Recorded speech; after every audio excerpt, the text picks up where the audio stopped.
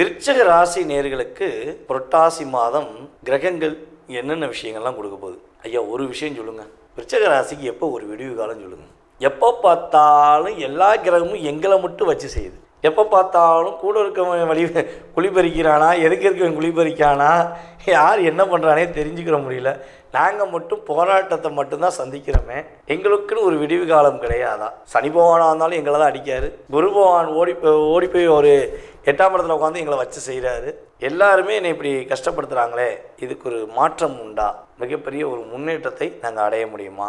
இந்த புரட்டாசி மாதம் என்ன மாற்றங்களை கொடுக்க போகுது அப்படிங்கிறத எதிர்பார்த்து வீடியோ பார்க்கின்ற என்னுடைய அன்பார்ந்த விருச்சிக ராசி அன்பர்களுக்கு ஒரே ஒரு விஷயந்தாங்க. இந்த மாதம் உறுதியாக சொல்ல முடியும், நோய், கடன், வம்பு, வழக்கு, இந்த சம்பந்தப்பட்ட பிரச்சனையில் உள்ள அன்பார்ந்த விருச்சிக ராசிக்கு விடிவு காலம் உண்டு, கண்டிப்பாக உண்டு. கடன் சுமை தாங்க முடியல, கடன் பிரச்சனை மீள முடியல, என்னடா பண்ணன்னு தெரியல, எப்படா சமாளிக்கன்னு தெரியல, ரொம்ப கஷ்டப்படுறோம் அப்படின்னு சொல்லி வருத்தப்படுற விருச்சிக ராசி என்பவர்களுக்கு கடன் படிப்படியாக குறைய போகுது. இன்னுமே கடன் வாங்காமல் இருக்கிறது உங்களுடைய கடமை. நீங்கள் இன்னொரு விஷயம் ஒரு தப்பு பண்ணுறீங்க. என்ன தப்புன்னா, உங்களுக்காக கடன் வாங்க சொன்னால் வாங்க மாட்டேன்றீங்க. யாருக்காக உதவிக்காண்டி கடன் வாங்க சொன்னால் ஓடி போய் கையெழுத்து போட்டுறீங்க. உங்கள்கிட்ட மட்டும் ஃபோன் பண்ணி, நண்பா எங்கே இருக்கீங்க, கொஞ்சம் இந்த ஜாமீன் கையெழுத்து மட்டும் போட வேண்டிய இது போடலாமான்னா, ஏதோ கையெழுத்தானே சும்மா தானே போடுறேன் அப்படின்னு போட்டுருவீங்க. கடைசியில் பார்த்தா அந்த கையெழுத்து போட்ட நபர், உங்கள்கிட்ட கையெழுத்து வாங்கின நபர் பணம் கேட்டால் விட்டுருவார், நீங்கள் மாட்டிக்கிடுவீங்க. இப்படி தான் நிறைய இடத்துல ஏமாந்துட்டு இருக்குது. அப்போ அந்த இடம் உங்களுக்கு கையெழுத்து போடக்கூடிய அங்கீகாரத்துக்குரிய இடமே கிடையாது.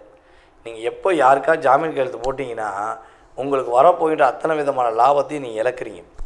இதை ஏன் நம்ம தெளிவாக சொல்கிறோம்னா, விருச்சிக ராசிக்காரங்க பிறந்தலேருந்து இனிமேல் வாழக்கூடிய அத்தனை நாட்களுமே, அத்தனை வருடங்களுமே, வாழ்நாள் முழுவதும் மேக்சிமம் ஜாமீன் கையெழுத்து போடவே கூடாது. ஏன்னா உங்களுடைய ராசிக்கு அல்லது உங்களுடைய லக்னத்துக்குன்னு சொல்லி பார்த்தாலும் சரி, லக்னத்துக்கு 11க்குரியவன், ராசிக்கும் 11க்குரியவன் தான் புதன்.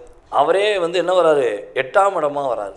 அப்போ எப்போ நீங்கள் போய் கையெழுத்து போகிறீங்களோ, புதன்னாலே டாக்குமெண்ட் கையெழுத்துன்னு சொல்லி வருது. அப்போ கையெழுத்து மட்டும் நீங்கள் போட்டிங்கன்னா உங்களுடைய லாபம் இங்கே நிறுத்தி வைக்கப்படுது. உங்களுக்கான உழைப்புக்கான லாபத்தை என்ன பண்ணுறாங்க, பிடிங்கிறாங்க.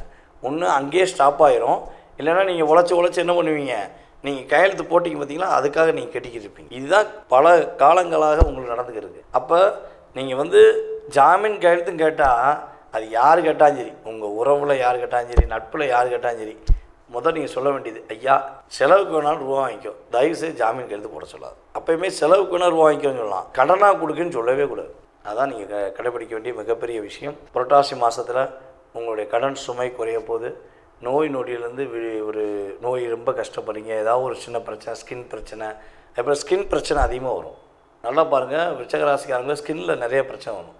அப்போ ஸ்கின்னில் பிரச்சனை வந்துச்சுன்னா என்ன பண்ணணும், உடனடியாக நீங்கள் என்ன பண்ணணும், பக்கத்தில் இருக்க உங்களுக்கு ஏற்ற ஒரு மருத்துவரை பார்த்துடணும்.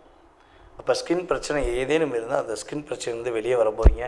காதல் சம்மந்தப்பட்ட விஷயங்களில் நிறைய லாக் ஆகிருக்கீங்க, நிறைய போராடிக்கிருக்கீங்க, அனுபவிச்சு ஏமாந்துருக்கீங்க அப்படின்னா அந்த ஏமாற்றத்துக்குரிய விஷயங்கள் மாறப்போகுது.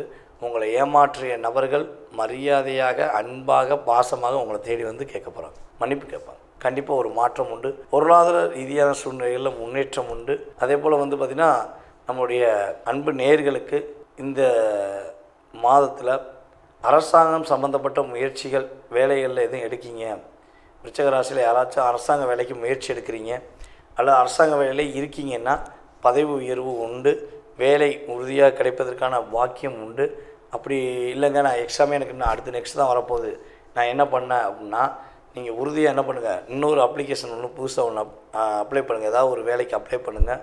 அது இந்த மாதம் புரட்டாசி மாதத்தில் அப்ளை பண்ணிங்கன்னா நீங்கள் எந்த மாதம் எக்ஸாம் எழுதினாலும் அந்த மாதத்தில் உள்ள கிரக அமைப்பும் இப்போ உள்ள கிரக அமைப்பும், அதாவது நீங்கள் ஆரம்பித்த இந்த மாதத்துக்குரிய கிரக அமைப்பும் உங்களுக்கு சாதகமான சூழ்நிலையை கொடுத்து நீங்கள் கிட்டத்தட்ட பார்த்திங்கன்னா ஒரு 99% வெற்றி பெறுவதற்கான ஒரு வாய்ப்பை உறுதியாக கொடுக்க போகுது.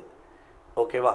அப்போ உங்களுக்கு ஏற்றங்கள் முன்னேற்றங்கள் எல்லாமே இருக்கும்போது அதை சரியாக பயன்படுத்தினீங்கன்னா மகிழ்ச்சி உறுதியாக உண்டு.